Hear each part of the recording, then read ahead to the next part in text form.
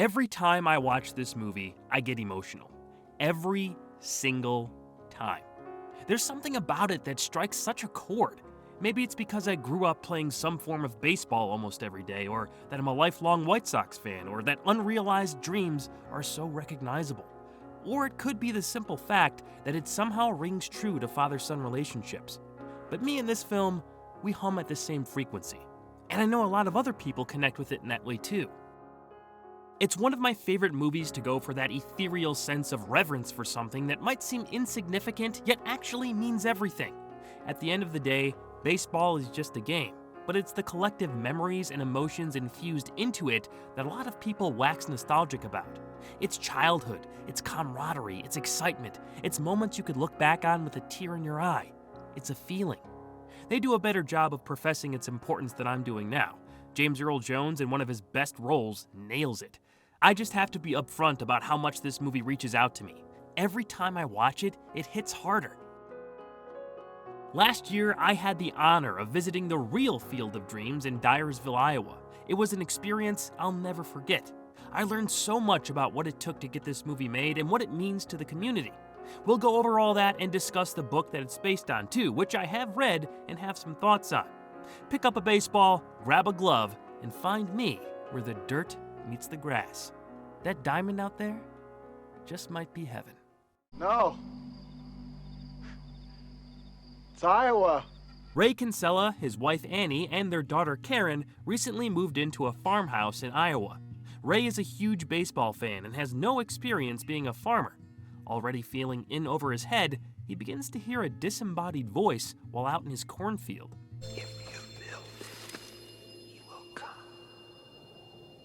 After he's shown a vision of a baseball field on his land, Ray is filled with a confusing, overwhelming sense of purpose to construct it. With his wife's reluctant blessing and to the town's bewilderment, he does just that. Months go by. Without the crop of land used for the baseball diamond producing corn, the Kinsella's finances begin to slip. One night, a man appears in the field. It's the legendary Shoeless Joe Jackson, the favorite player of Ray's late father. Joe eventually brings along with him many of his teammates and other players from his era. Only the Kinsellas can see them. Ray soon gets another message from the voice. Ease his pain. He believes it wants him to seek out reclusive writer Terrence Mann in Boston. The ornery former activist is convinced to go to a Red Sox game with Ray, where the scoreboard shows Kinsella the name of Archibald Moonlight Graham. He also hears the words, Go the distance. Now with a more direct objective, Ray immediately looks into the old ballplayer, hoping to track him down and continue his mission. Field of Dreams was based on a 1982 novel simply titled Shoeless Joe by author W.P. Kinsella. The writer drew the heart of the narrative from personal experience. His father played minor league baseball, and one of the elder Kinsella's favorite players was indeed Joe Jackson. The author imagined Shoeless Joe resurrecting in Iowa, and the ball started rolling. He found the real Moonlight Graham in the baseball encyclopedia and was intrigued by his backstory of playing in one major league game without an at-bat. Adding Graham as a character in the book gave it another layer of tangible history. Originally, the first chapter was written as a short story, but Kinsella's editor urged him to continue, and after 9 months, the novel was complete. Shoeless Joe sold 500,000 copies, with the author nabbing several industry awards. It soon attracted the attention of producer brothers Lawrence and Charles Gordon, along with writer-director Phil Alden Robinson.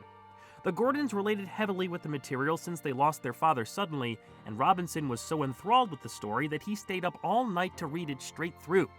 Together, they were determined to adapt the novel into a film, but it would be a bumpy road ahead.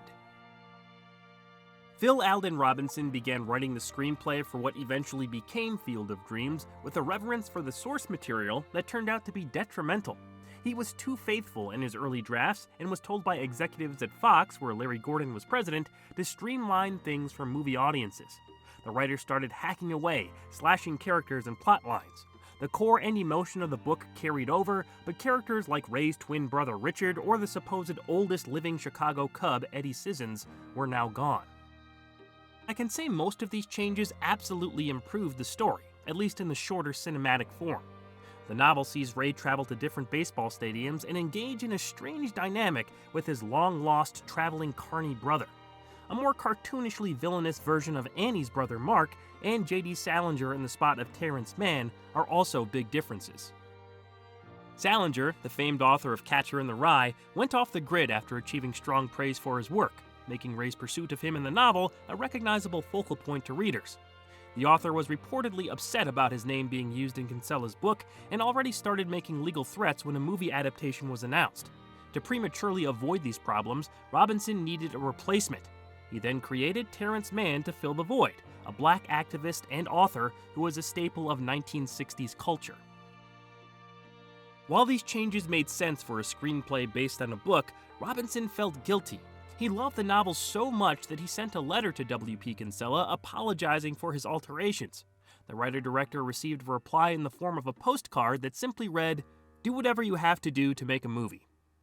The script was completed after almost 2 full years of work, and it struck a chord with whoever read it.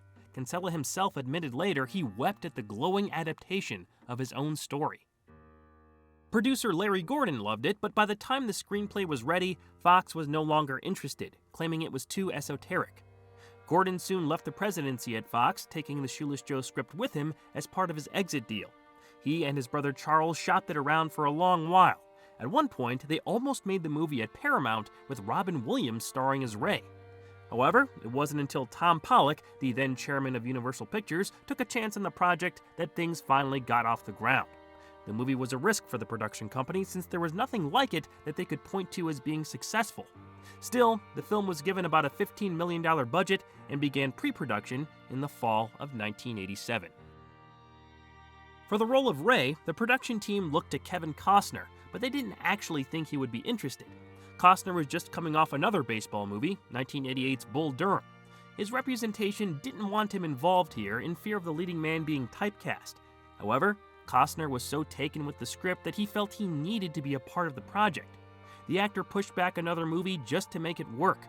The future Field of Dreams had its lead, but Costner's busy schedule meant there was little room for any extra shooting time if production problems arose, which, of course, they did. Phil Alden Robinson wrote Terrence Mann specifically for James Earl Jones. The writer had just seen him in a Broadway production of Fences and thought he'd fit the role perfectly. Robinson wanted the visual of Ray kidnapping a bigger guy. Jones was the ideal choice, and it went on to become one of the most well-regarded performances of his long career. Cast as Shoeless Joe Jackson was a young Ray Liotta. The director thought he had a sense of danger and mystery about him where you couldn't tell if what he was saying was the truth or not.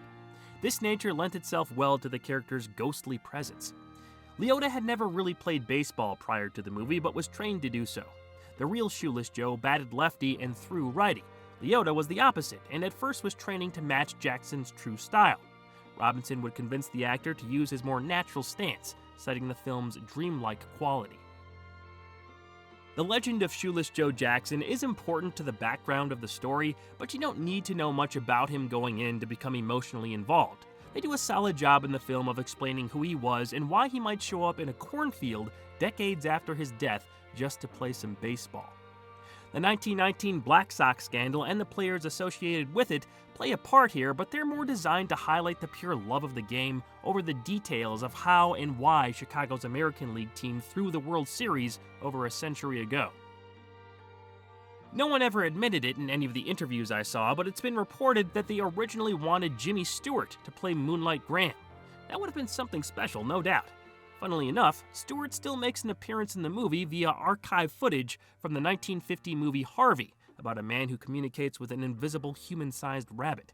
This was meant as a comparison to Ray being the only person hearing the disembodied voice. Robinson went after the legendary Burt Lancaster for the part, but he initially turned them down. A friend of the actor, who was a baseball fan, urged him to accept, and that's all it took to change his mind. The movie had its recognizable star from the past in a pivotal supporting role. Amy Madigan, Timothy Busfield, and Gabby Hoffman as Annie, Mark, and Karen respectively rounded out the excellent core cast. These were clearly defined characters in the book, but given a much deeper, more human dimension in the film. This was especially the case with that of Amy Madigan, as she lent the movie an integral, energetic spark within the more transcendental nature of the plot.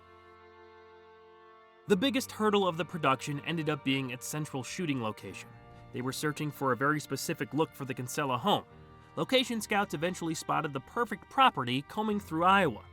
Don Lansing was at first very wary of turning over his house and land to the production team. He only agreed after they offered him $12,000. The work then began. They completely renovated the house, knocking down all the interior walls, including the upstairs, leveling the floors, adding central air, a wraparound porch, and the bay windows. It was designed in such a way to make things easier to film, but without a doubt improved the look and overall function of Lansing's home. There was another issue pertaining to the area they planned to build the baseball diamond on. Part of it was owned by another family, the Ames Camps. The team approached them concerning the situation, and they reportedly couldn't have been nicer. Before a formal offer was even made, Al Amescamp was already out in his field taking down his fences. Unfortunately, in the months leading up to filming, Iowa went through the worst drought since the Dust Bowl. The crew had to get creative in how they were going to grow the necessary amount of corn for the beginning of the film before plowing it to create the baseball field. They dammed up a creek running through the property at one point and irrigated the soil. In the end, they spent $25,000 trying to get tall stalks to sprout in one of the worst farming seasons in the state's history. They almost ordered thousands of silk corn stalks from Korea, but just in time, the plants grew to and past their expectations.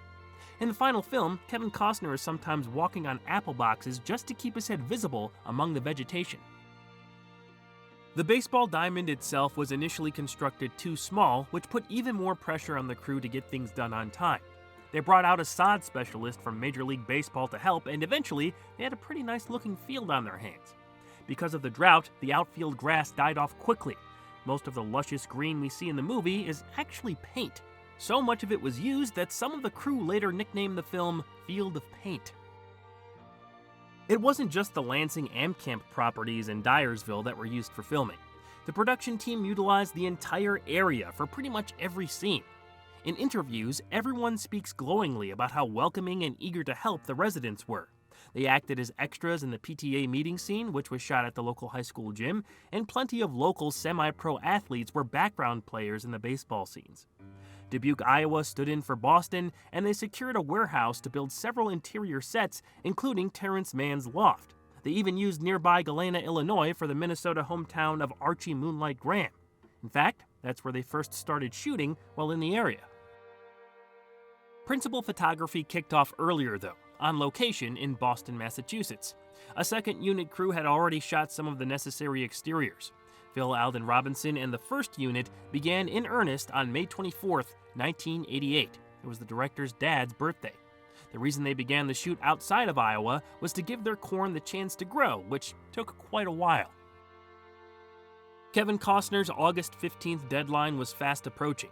Everything had to be finished by then so the actor could go off and film the movie he had pushed back to do Field of Dreams.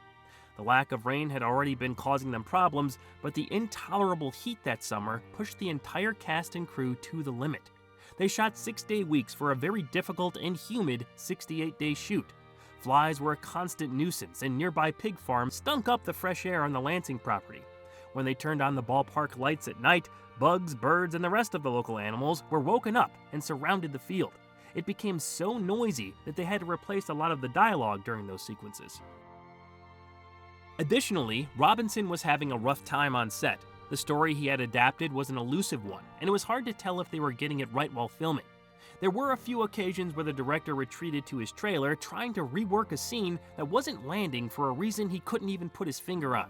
He was assured along the way by the producers to trust in the script he wrote.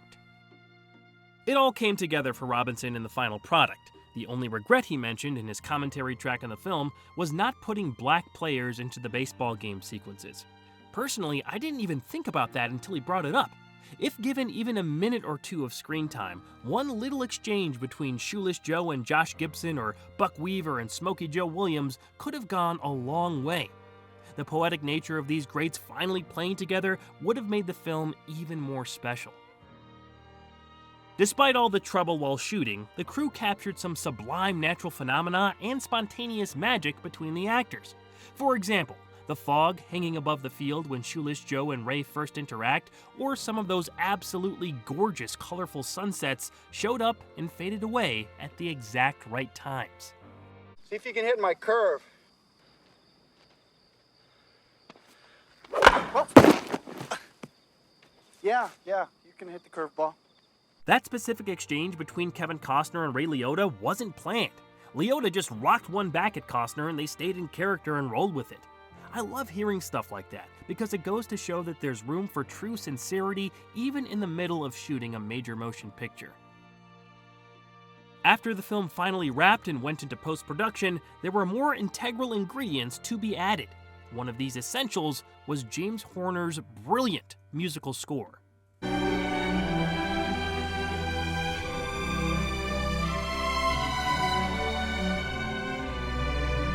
When they first screened the movie for Horner, it had temporary music in place. When it concluded, he had to leave the room immediately to compose himself. He was immensely affected by what he saw. Phil Alden Robinson and his new composer liked the temporary music and were looking to build in that kind of direction, but the higher-ups at Universal didn't feel the same way. Still, Horner pushed ahead with an atmospheric and moody composition that focused primarily on the emotions of the characters. There was a wistful quality to what he came up with. He brought in special panpipe players and intentionally kept things very minimal. He also claimed he didn't write anything out, which was a problem when the studio came a-callin' for a copy of the score. Horner had to have turned something into them eventually, but the late composer maintained in interviews that they wrote and recorded a majority of the music on the spot.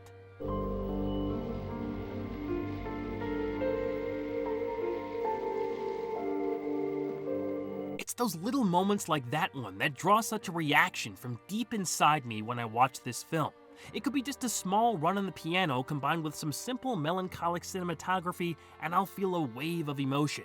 Honestly, that bit I just played almost reminds me of certain sequences in Hey Arnold, an urban environment with a very somber, a very human tone. The composer also sneaks in a few segments of synth that surprisingly don't date the score. It adds to the picture's dreamy aura. Of course, the emotion only increases as the story goes on, culminating in the final scene, which is accented perfectly by Horner. I just love every second of the music here.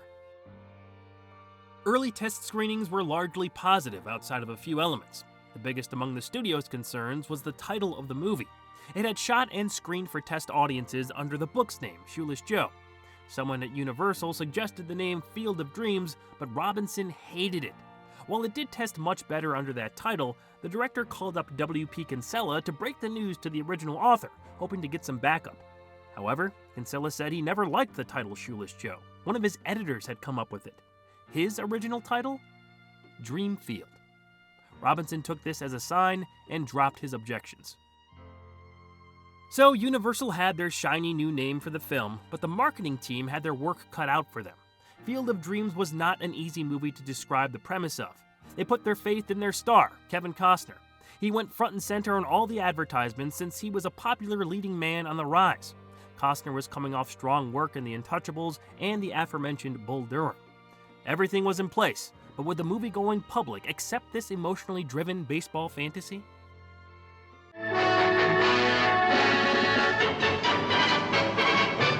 Kinsella and Mann head to Minnesota in search of Moonlight Graham, but discover he passed away years ago. Taking a disappointed stroll in town, Ray is transported back to 1972, where he encounters Dr. Archie Graham. The doctor is a local staple, renowned for the lives he's improved. He quit playing baseball without ever having an at-bat in the major leagues, something he regrets. Ray tries to convince him to join their journey back to Iowa, but Graham refuses. Later, Ray and Terrence pick up a young hitchhiker by the name of Archibald Graham. Not questioning it, they all travel back to Kinsella's field. Unfortunately, Annie's brother Mark bought the note on the farm from the bank, hoping to convince Ray to sell and save his family. After much prodding, Kinsella turns him down. Mark and Ray get into an argument that leads to Karen falling off the bleachers. She lay not breathing until Moonlight exits the field, transforming back into his old man form and saving the little girl from choking to death. Not able to return to the game, he disappears into the cornfield. Shoeless Joe soon invites Terrence beyond the outfield, where he also fades into the stalks. Jackson then introduces Ray to the catcher, John. its Ray's deceased father as a young man. They begin to play catch as hundreds of cars are shown pulling onto the farm. They're driven by something they can't explain to see the field where Shoeless Joe and his friends returned to baseball. Hey, Dad? You want to have a catch? I'd like that. The only significant detail within the movie that was added after test screenings was the "Hey Dad" line by the Ray character. Initially, audiences were disappointed that neither John or his son outwardly acknowledged their relationship. I usually like subtlety in those kind of moments, and it still would have worked to a certain degree without it, but changing that was a great call. What a perfectly subdued delivery by Costner, too. Gets me every time. The big helicopter shot at the end showing off all the cars ready to visit the field was another case of Iowa residents turning out to support the production. They had 1,500 cars lined up at dusk. Only the first few vehicles were actually moving, as the rest were told over a radio station to flash their lights, creating the illusion of movement. It took 3 takes, but they nailed it. What a wonderful way to end the film. The production team even handed out special buttons to the drivers as a thank you. Field of Dreams officially opened on May 5th, 1989. Universal took a conservative approach, slowly expanding the film from a few theaters into wider release. It became so popular that it lasted in cinemas through Thanksgiving. Audiences fell in love. A combination of strong reviews and word of mouth drew viewers to experience it. People were calling their loved ones, filled with a desire to make amends or affirm their relationships. It was an extremely powerful message, effectively delivered. To this day, it holds the same weight. Field of Dreams is just timeless like that. It ended up grossing about $70 million at the domestic box office and pushed its source material onto the New York Times bestsellers list. The movie wasn't quite an international success, though. It got great reviews overseas, but did poorly in France and other territories, although it performed moderately well in England and Japan. At the 62nd Academy Awards, Field of Dreams was nominated for 3 Oscars. It failed to take home statues in the Best Original Score, Adapted Screenplay, or Best Picture categories, but that didn't take the shine off the film. It remained a well-regarded movie that has stood the test of time in a variety of ways. Dyersville, Iowa still openly celebrates Field of Dreams in and around the field itself. It all started when tourists began showing up to the property. Don Lansing himself kept the field up, but Al Amescamp replanted his corn once the production wrapped, a decision he later regretted and went back on. Over the years, more and more people were visiting the real Field of Dreams, and the movie site was turned into a fully fledged tourist attraction featuring celebrity baseball games, movie screenings, souvenir stands, and more. Not too long after the movie came out, the Ghost Players organization was launched to help entertain those visiting the site. The Ghost Players still do shows on the field and have traveled to other states and countries entertaining audiences. The Amescamps eventually sold their portion of the site to the Lansings, who had sole control of the property for a few years before selling it to Go the Distance Baseball, a private partnership. They expanded the profile of the property and increased attendance with more unique events and tourist opportunities. And just last year, the field changed hands again, this time to Dyersville Events, Inc. Major League Baseball famously held a pair of games a few hundred feet from the Field of Dreams by constructing a temporary stadium. The first game there in 2021, a dramatic walk-off victory by the Chicago White Sox, was the last time I was proud to be a White Sox fan. But we got the Pope now, so I guess everything's okay. Nowadays, there's a seasonal mini museum in Dyersville called the If You Build It exhibit that features loads of information and props from the movie. When I visited last year, we stopped by the exhibit and took in all the history. It was great, but nothing beats checking out the actual Field of Dreams in person. It was a surreal experience. We took a guided tour of the farmhouse and learned all about the making of the movie through how and why the home was reconstructed. On site, there's an official MLB shop, a restaurant, and a concession and ice cream stand. I was there on a perfect afternoon in early September. Kids and their parents were playing ball in the field, and I was able just to sit in the stands and absorb the picturesque setting. It was this tranquil state of mind that I haven't felt in quite a long time. It just felt good to have the privilege of seeing families bond over baseball. I absolutely loved it. The director of the film isn't the most enthusiastic about the movie site being turned into a tourist attraction. He mentioned in an interview he wishes the field would have reverted to corn because the film wasn't about visiting a specific place. It was about how dreams are in your own backyard. Is there a heaven? Oh, yeah. It's the place dreams come true.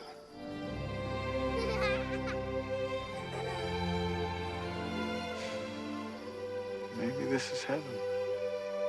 In that sense, I understand his reasoning, but I don't think the movie's message is undercut in any sense because the filming location has become a tangible place to visit. The moral at the end of the film still lands as hard as a 100-mile-an-hour fastball. Heaven on earth is the place where you make lifelong memories with your loved ones, no matter where that is.